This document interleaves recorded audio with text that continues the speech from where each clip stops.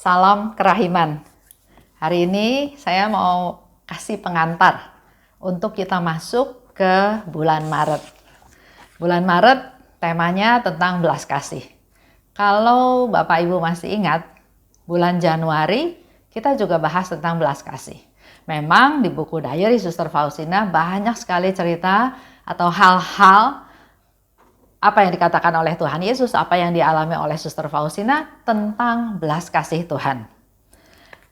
Kalau masih ingat, waktu bulan Januari kita bahas tentang belas kasih, mengingatkan kita bahwa di dalam belas kasih itu ada 4 aspek.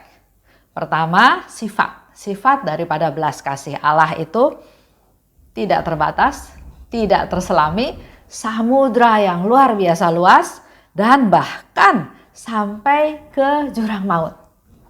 Tentang sifat daripada belas kasih Tuhan. Yang kedua, 4 aspek kan ya tadi. Aspek yang kedua adalah bahwa ada wadah yang diberikan oleh Tuhan tentang atau kita bisa menimba belas kasih Tuhan, yaitu dari gambar kerahiman, dari koronka kerahiman, dari pesta kerahiman, dari jam kerahiman. Yang ketiga, aspek ketiga dari belas kasih itu adalah misi. Misi belas kasih kita sebagai devosan kerahiman ilahi perlu mempraktekkan belas kasih Tuhan yang sudah kita terima untuk kita praktekkan, untuk kita bagikan kepada orang lain melalui perbuatan, perkataan, dan doa. Dan tugas kita yang kedua adalah mohon rahmat. Mohon rahmat belas kasih untuk mereka-mereka yang membutuhkan belas kasih Tuhan, khususnya untuk orang-orang yang berdosa. Dan yang ketiga, misi kita semua adalah mewartakan, menceritakan, men-sharingkan tentang belas kasihnya Tuhan. Dan yang keempat, dan yang paling penting, ada aspek keempat dari belas kasih, yaitu hati Yesus yang berbelas kasih, di mana kita semua tahu hati Yesus ditusuk oleh tombak. Dia memancarkan darah dan air, memberikan darah, kehidupan baru, dan penghapusan dosa dari kita semua manusia yang berdosa. Nah, bulan Maret ini lanjutannya. Lanjutan dari apa yang sudah kita bahas bersama pada bulan Januari. Bicara tentang belas kasih Tuhan, bicara juga tentang the power of doa koronka. Betapa luar biasanya doa koronka. Juga kita akan berdoa untuk semua orang, khususnya orang-orang yang berdosa. Ketiga, kita juga akan diajak untuk terus mewartakan kerahiman Tuhan sampai ke seluruh dunia. Khusus di bulan ini kita juga akan bahas tentang novena kepada kerahiman ilahi yang memang diminta oleh Yesus. Diadakan 9 hari berturut-turut mulai Jumat Agung. Dan juga kita akan bicara tentang jam kerahiman ilahi. Tadi ya, selain novena itu adalah persiapan untuk kita mencapai puncaknya, yaitu pada pesta kerahiman ilahi. Dan dengan kita merefleksikan apa yang ditulis oleh Suster Faustina dalam diary-nya, diharapkan, saya mengharapkan juga Bapak Ibu untuk bisa memperkaya pengetahuan kita tentang kerahiman Tuhan. Dan yang kedua, kita jadi semakin mencintai Tuhan. Dengan kita tahu belas kasih Tuhan, kita tahu betapa Tuhan mengasihi kita, betapa Tuhan peduli memelihara kita, maka diharapkan juga timbul rasa kasih kepada Tuhan yang juga makin hari makin dalam. Nah, untuk bulan Maret diharapkan kita semua melakukan praktek belas kasih, yaitu pilih ya, terserah Bapak Ibu mau pilih yang mana, tapi lakukanlah perbuatan belas kasih. Seperti di diary nomor 742 dikatakan, perbuatan belas kasih itu bisa berupa tindakan belas kasih, bisa berupa perkataan belas kasih, atau bahkan kita juga hanya bisa berdoa. Tapi semuanya sebagai satu ungkapan perbuatan belas kasih.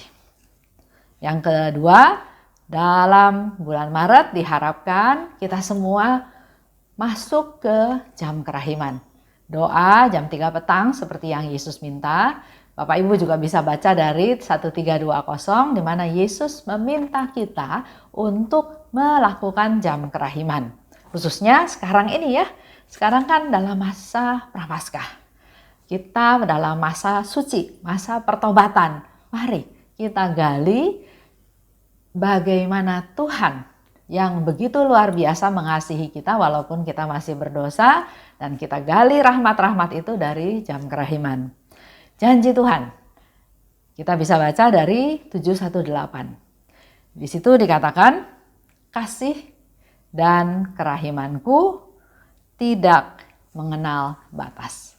Jadi Bapak Ibu jangan ada satu orang pun yang merasa takut, merasa enggak layak, merasa enggak bisa datang pada Tuhan. Karena Tuhan Yesus sendiri katakan, kasih dan kerahimanku tidak mengenal batas. Tidak ada dosa yang lebih besar daripada kerahiman Tuhan. Itu untuk bulan Maret ya. Jadi mulai 1 Maret kita menyiapkan waktu lebih khusus supaya setiap jam 3 petang kita bisa melakukan doa jam kerahiman. Apakah dengan doa jalan salib atau pergi ke Sakramen Maha Kudus atau berdoa sebentar untuk merenungkan sengsara Tuhan. Dan satu lagi kita berdoa untuk mereka-mereka orang-orang pendosa yang malang. Nah, hari ini saya juga mau memberikan satu kabar gembira buat kita semua ya. Kalau Bapak Ibu masih ingat, acara ini mulai ada bulan Mei. Bulan Mei tahun lalu dengan membahas dari Suster Faustina. Dan bulan Mei waktu itu kita membahas tentang penderitaan dan belas kasihan. Kenapa Tuhan menggunakan penderitaan untuk mengungkapkan misteri-misterinya? Semakin kita tahu penderitaan kita, semakin kita tahu akan belas kasih Tuhan. Dan semakin kita tahu penderitaan kita, maka hal ini juga memimpin kita untuk percaya pada belas kasih Tuhan. Contoh ya, yang kita baca bersama-sama pada bulan Mei, satu contoh dari Suster Faustina. Dengan penderitaan yang dia alami, dia bisa mencapai satu titik justru dia merasa bahagia. Yang dilakukan oleh Suster Faustina dalam menghadapi penderitaan, satu mata melihat penderitaan tersebut. Tapi tidak hanya melulu penderitaan, tapi satu mata lagi dia mengarah kepada Tuhan.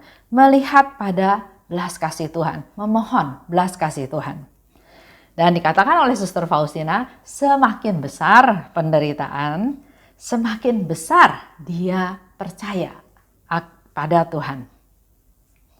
Dan janji Tuhan pada bulan Mei waktu itu adalah semakin besar kepapaan suatu jiwa, maka semakin besarlah haknya untuk memperoleh kerahimanku.